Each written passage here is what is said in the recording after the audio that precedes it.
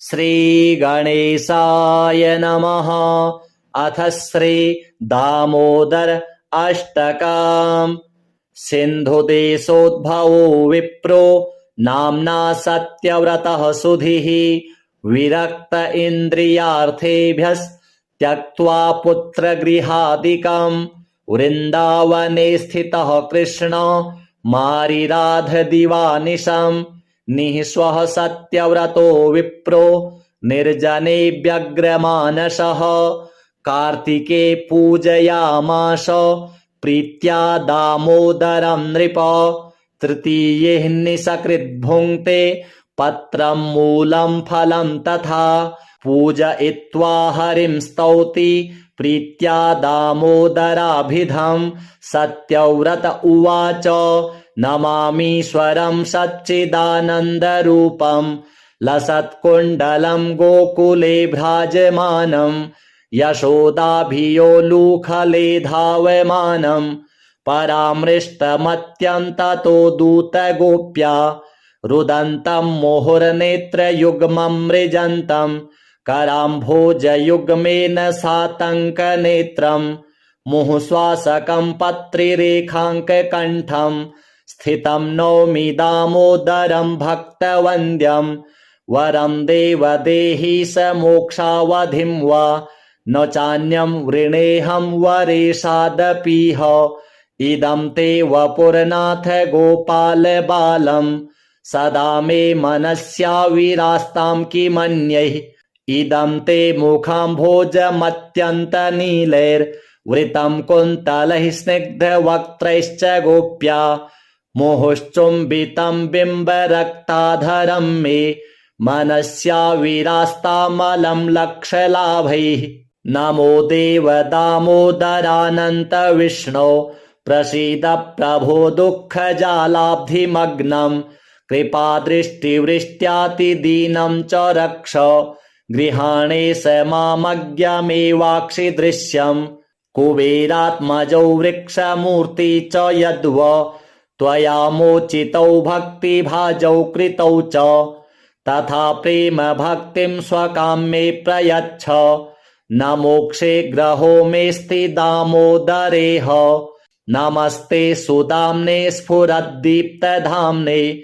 तथोरस्थ विश्वस्य धाम्ने नमस्ते। नमो राधिकायै त्वदीयप्रियायै। नमोऽनन्तलीलाय देवाय तुभ्यं। नारद उवाच सत्यव्रतद्विजस्तोत्रं श्रुत्वा दामोदरो हरिः। विद्युल्लीलाचमत्कारो हृदये शनकैरभूत्। श्रीदामोदर देवार्पणमस्तु। सिन्धुदेशोद्भवो विप्रो नाम्ना सत्यव्रतः सुधीः। विरक्त इन्द्रियार्थेभ्यस्त्यक्त्वा पुत्रगृहादिकम्। वृन्दावने स्थितः कृष्ण मारिराधदिवानिशम्। निःस्वः सत्यव्रतो विप्रो निर्जने व्यग्रमानसः। कार्तिके पूजयामास प्रीत्या दामोदरं नृप।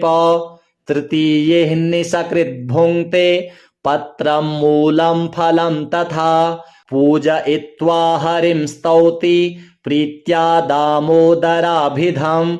सत्यव्रत उवाच नमामीश्वरं सच्चिदानन्दरूपं। लसत्कुण्डलं गोकुले भ्राजमानं। यशोदाभियोलुखले धावमानं। परामृष्टमत्यन्ततो दूतगोप्या रुदन्तं मुहुर्नेत्रयुग्मं मृजन्तं। कराम्भोजयुग्मेन सातङ्कनेत्रं। मुहुश्वासकं पत्रिरेखाङ्ककण्ठं। स्थितं नौमि दामोदरं भक्तवन्द्यं। वरं देवदेहि स मोक्षावधिं वा। न चान्यं वृणेऽहं वरेशादपीह। इदं ते वपुरनाथ गोपाल बालम्। सदा मे मनस्याविरास्तां किमन्यैः। इदं ते मुखाम्भोजमत्यन्तनीलैर्वृतं कुन्तलैः स्निग्धवक्त्रैश्च गोप्या। मुहुश्चुम्बितं बिम्बरक्ताधरं मे मनस्याविरास्तामलं लक्षलाभैः नमो देवदामोदरानन्त विष्णो प्रसीद प्रभो दुःखजालाब्धिमग्नं कृपादृष्टिवृष्ट्यातिदीनं च रक्ष गृहाणे स मामज्ञमेवाक्षि दृश्यं कुबेरात्मजौ वृक्षमूर्ति च यद्व त्वया मोचितौ भक्तिभाजौ कृतौ च तथा प्रेम भक्तिं स्वकाम्ये प्रयच्छ न मोक्षे ग्रहो मेऽस्ति दामोदरेह नमस्ते सुदाम्ने स्फुरद्दीप्तधाम्ने तथोरस्थ विश्वस्य धाम्ने नमस्ते नमो राधिकायै त्वदीयप्रियायै नमोऽनन्तलीलाय देवाय तुभ्यं नारद उवाच सत्यव्रतद्विजस्तोत्रं श्रुत्वा दामोदरो हरिः विद्युल्लीलाचमत्कारो हृदये शनकैरभूत् श्रीदामोदर देवार्पणमस्तु। सिन्धुदेशोद्भवो विप्रो नाम्ना सत्यव्रतः सुधीः विरक्त इन्द्रियार्थेभ्यस्त्यक्त्वा पुत्रगृहादिकं वृन्दावने स्थितः कृष्ण मारिराधदिवानिशं निःस्वः सत्यव्रतो विप्रो निर्जने व्यग्रमानसः कार्तिके पूजयामास प्रीत्या दामोदरं नृप तृतीये निसकृद्भुङ्क्ते पत्रं मूलं फलं तथा पूजयित्वा हरिं स्तौति प्रीत्या दामोदराभिधं सत्यव्रत उवाच नमामीश्वरं सच्चिदानन्दरूपं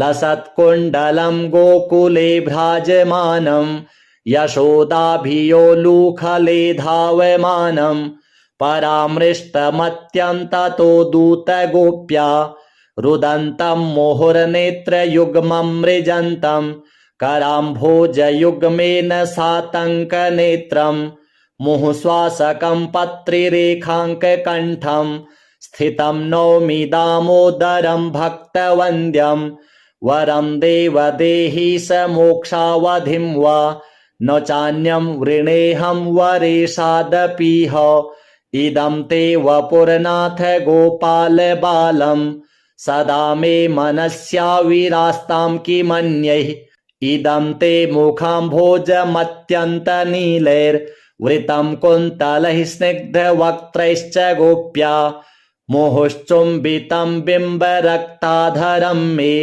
मनस्याविरास्तामलं लक्षलाभैः नमो देवदामोदरानन्त विष्णो प्रसीद प्रभो दुःखजालाब्धिमग्नं कृपादृष्टिवृष्ट्यातिदीनं च रक्ष गृहाणे स मामज्ञमेवाक्षि दृश्यं कुबेरात्मजौ वृक्षमूर्ति च यद्व त्वया मोचितौ भक्तिभाजौ कृतौ च तथा प्रेम भक्तिं स्वकाम्ये प्रयच्छ न मोक्षे ग्रहो मेऽस्ति दामोदरेह नमस्ते सुदाम्ने स्फुरद्दीप्तधाम्ने तथोरस्थ विश्वस्य धाम्ने नमस्ते नमो राधिकायै त्वदीयप्रियायै नमोऽनन्तलीलाय देवाय तुभ्यं नारद उवाच सत्यव्रतद्विजस्तोत्रं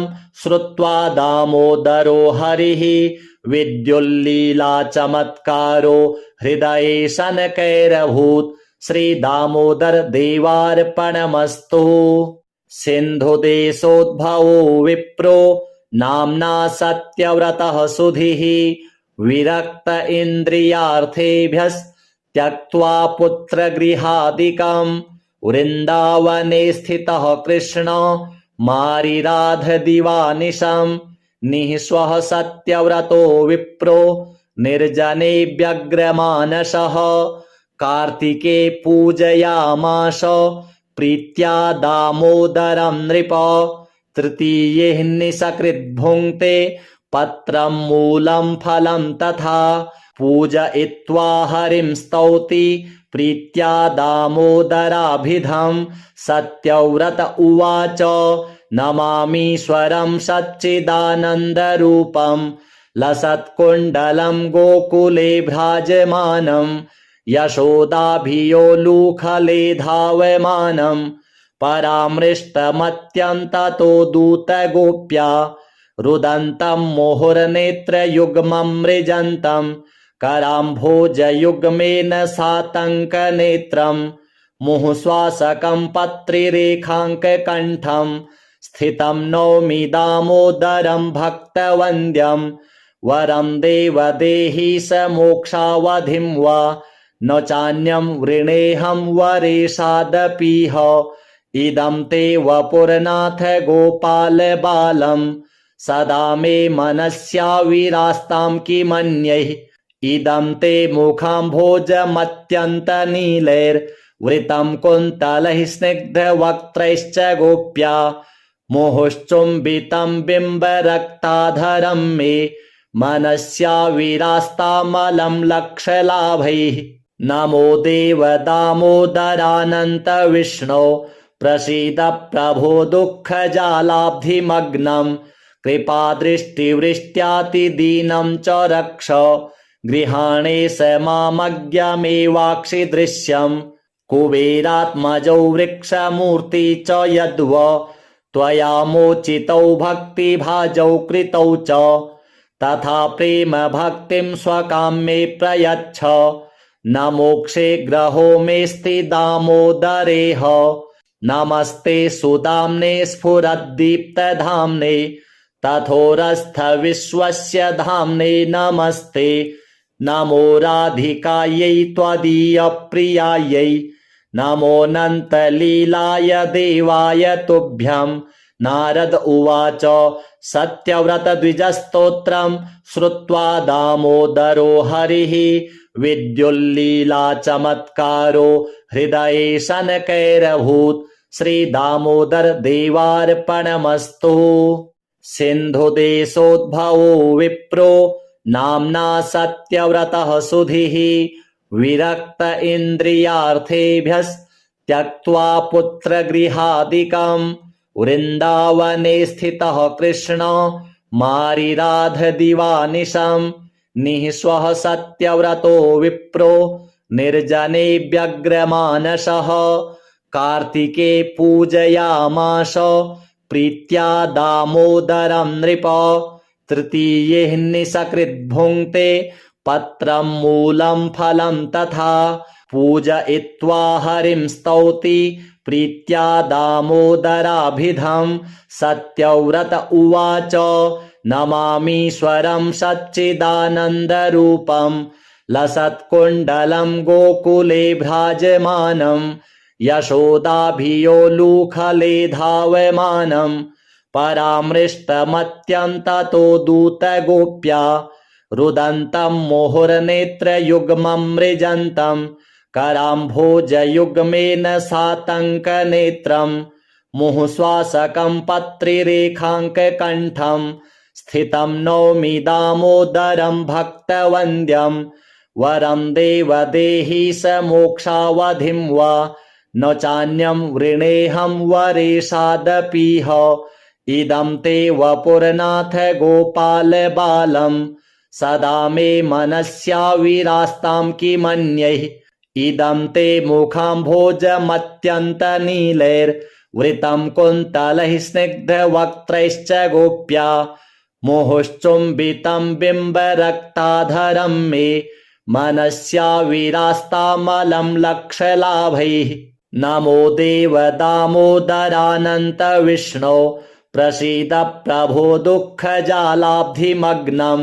कृपादृष्टिवृष्ट्यातिदीनं च रक्ष गृहाणे स मामज्ञमेवाक्षि दृश्यं कुबेरात्मजौ वृक्षमूर्ति च यद्व त्वया मोचितौ भक्तिभाजौ कृतौ च तथा प्रेम भक्तिं स्वकाम्ये प्रयच्छ न मोक्षे ग्रहो मेऽस्ति दामोदरेह नमस्ते सुदाम्ने स्फुरद्दीप्तधाम्ने तथोरस्थ विश्वस्य धाम्ने नमस्ते नमो राधिकायै त्वदीयप्रियायै नमोऽनन्तलीलाय देवाय तुभ्यं नारद उवाच सत्यव्रतद्विजस्तोत्रं श्रुत्वा दामोदरो हरिः विद्युल्लीलाचमत्कारो हृदये शनकैरभूत् श्रीदामोदर देवार्पणमस्तु।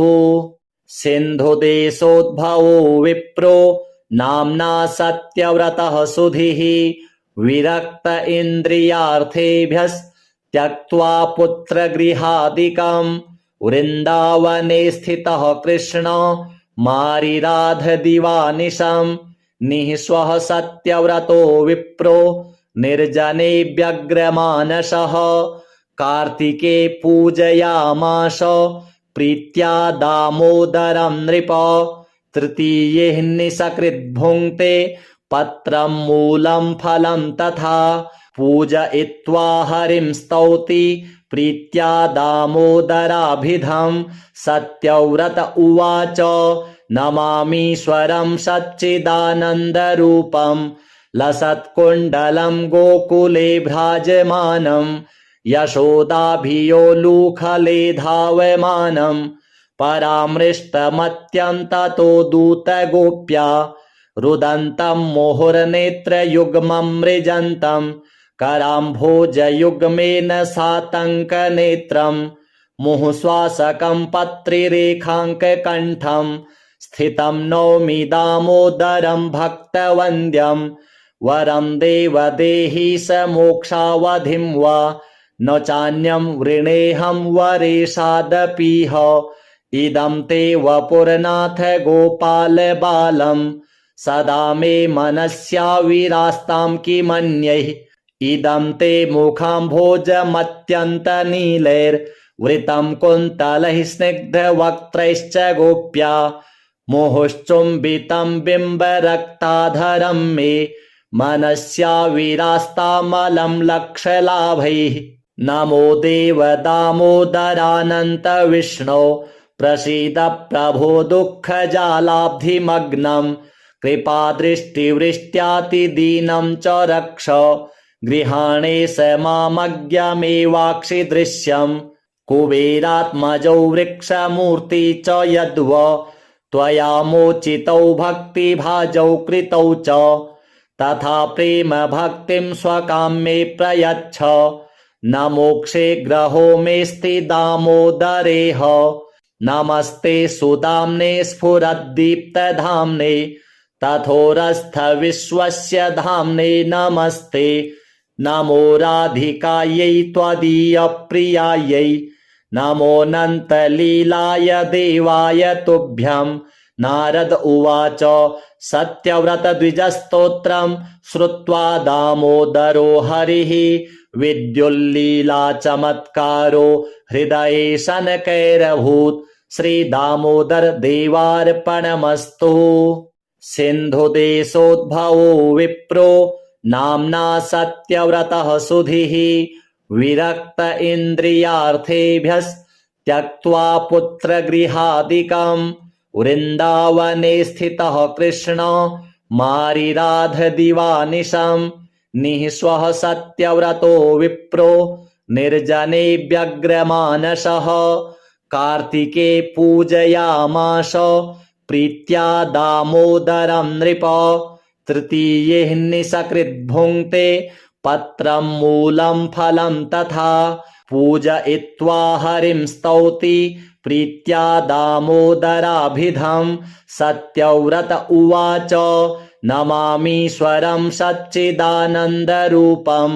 लसत्कुण्डलं गोकुले भ्राजमानं यशोदाभियोलूखले धावमानं परामृष्टमत्यन्ततो दूतगोप्या रुदन्तं मुहुर्नेत्रयुग्मं मृजन्तं कराम्भोजयुग्मेन सातङ्कनेत्रं मुहुश्वासकं पत्रिरेखाङ्ककण्ठं स्थितं नौमि दामोदरं भक्तवन्द्यं वरं देवदेहि स मोक्षावधिं वा न चान्यं वृणेऽहं वरेशादपीह इदं ते वपुरनाथ गोपाल बालम् सदा मे मनस्याविरास्तां किमन्यैः इदं ते मुखाम्भोजमत्यन्तनीलैर्वृतं कुन्तलैः स्निग्धवक्त्रैश्च गोप्या मुहुश्चुम्बितं बिम्बरक्ताधरं मे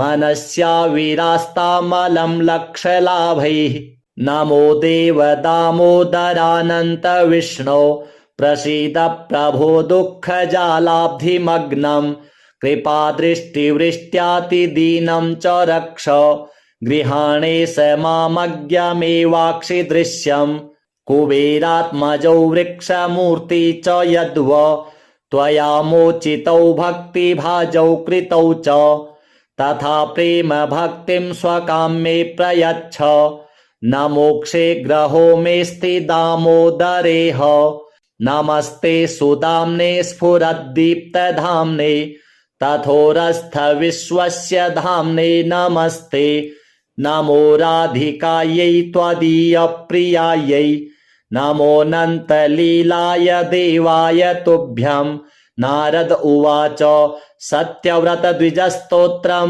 श्रुत्वा दामोदरो हरिः विद्युल्लीलाचमत्कारो हृदये शनकैरभूत् श्रीदामोदर देवार्पणमस्तु। सिन्धुदेशोद्भवो विप्रो नाम्ना सत्यव्रतः सुधीः विरक्त इन्द्रियार्थेभ्यस्त्यक्त्वा पुत्रगृहादिकम् वृन्दावने स्थितः कृष्ण मारिराधदिवानिशम्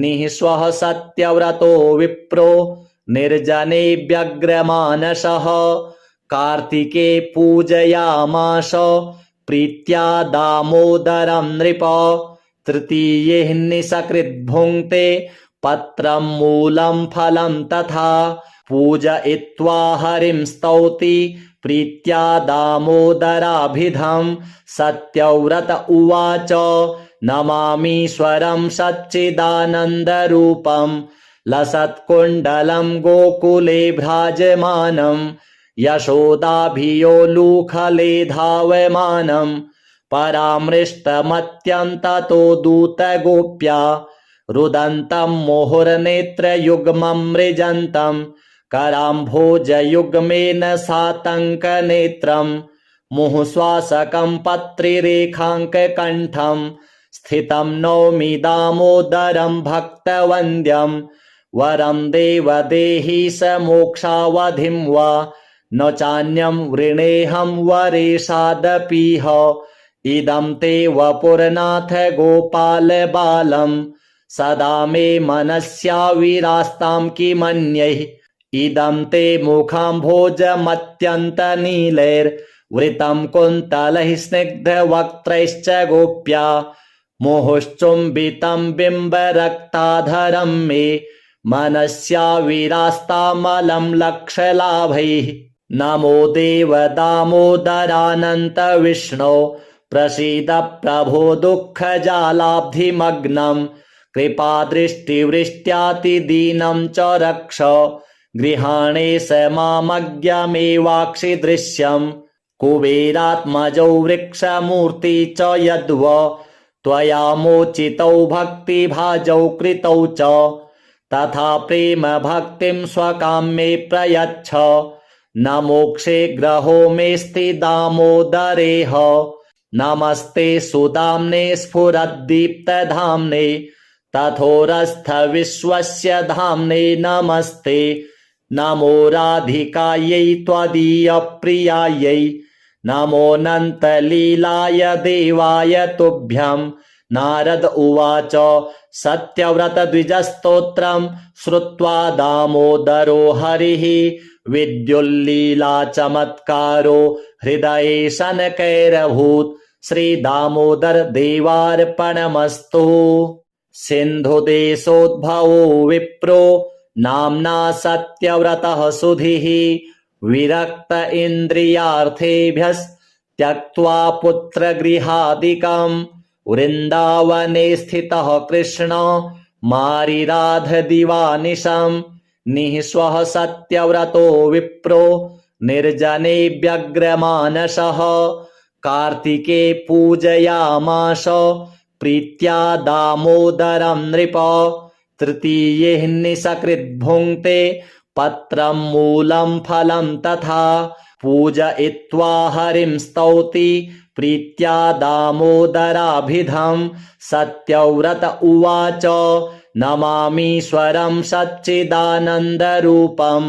लसत्कुण्डलं गोकुले भ्राजमानं यशोदाभियोलूखले धावमानं परामृष्टमत्यन्ततो दूतगोप्या रुदन्तं मुहुर्नेत्रयुग्मं मृजन्तं कराम्भोजयुग्मेन सातङ्कनेत्रं मुहुश्वासकं पत्रिरेखाङ्ककण्ठं स्थितं नौमि दामोदरं भक्तवन्द्यं वरं देवदेहि स मोक्षावधिं वा न चान्यं वृणेऽहं वरेशादपीह इदं ते वपुरनाथ गोपाल बालं सदा मे मनस्याविरास्तां किमन्यैः इदं ते मुखाम्भोजमत्यन्तनीलैर्वृतं कुन्तलैः स्निग्धवक्त्रैश्च गोप्या मुहुश्चुम्बितं बिम्बरक्ताधरं मे मनस्याविरास्तामलं लक्षलाभैः नमो देव दामोदरानन्त विष्णो प्रसीद प्रभो दुःखजालाब्धिमग्नं कृपादृष्टिवृष्ट्यातिदीनं च रक्ष गृहाणे स मामज्ञमेवाक्षि दृश्यं कुबेरात्मजौ वृक्षमूर्ति च यद्व त्वया मोचितौ भक्तिभाजौ कृतौ च तथा प्रेम भक्तिं स्वकाम्ये प्रयच्छ न मोक्षे ग्रहो मेऽस्ति दामोदरेह नमस्ते सुदाम्ने स्फुरद्दीप्तधाम्ने तथोरस्थ विश्वस्य धाम्ने नमस्ते नमो राधिकायै त्वदीयप्रियायै नमोऽनन्तलीलाय देवाय तुभ्यं नारद उवाच सत्यव्रतद्विजस्तोत्रं श्रुत्वा दामोदरो हरिः विद्युल्लीलाचमत्कारो हृदये शनकैरभूत् श्रीदामोदर देवार्पणमस्तु। सिन्धुदेशोद्भवो विप्रो नाम्ना सत्यव्रतः सुधीः विरक्त इन्द्रियार्थेभ्यस्त्यक्त्वा पुत्रगृहादिकं वृन्दावने स्थितः कृष्ण मारिराधदिवानिशं निःस्वः सत्यव्रतो विप्रो निर्जने व्यग्रमानसः कार्तिके पूजयामास प्रीत्या दामोदरं नृप तृतीये निसकृद्भुङ्क्ते पत्रं मूलं फलं तथा पूजयित्वा हरिं स्तौति प्रीत्या दामोदराभिधं सत्यव्रत उवाच नमामीश्वरं सच्चिदानन्दरूपं लसत्कुण्डलं गोकुले भ्राजमानं यशोदाभियोलूखले धावमानं